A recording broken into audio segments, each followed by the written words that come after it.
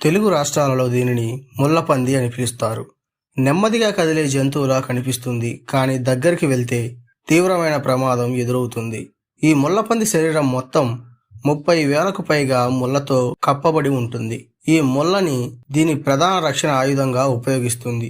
చాలా మందికి ఒక అపోహ ఉంటుంది, ముళ్ళపంది ముళ్ళను విసురుతుంది అని. కానీ అది పూర్తిగా తప్పు.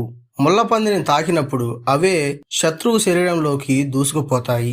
ఈ ముళ్ళ చివర చిన్న చిన్న బాక్సెస్ ఉంటాయి.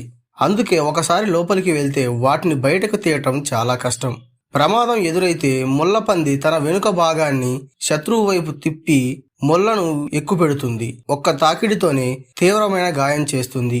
ముళ్ళపంది ముళ్ళు శరీరం నుంచి సులభంగా విడిపోతాయి.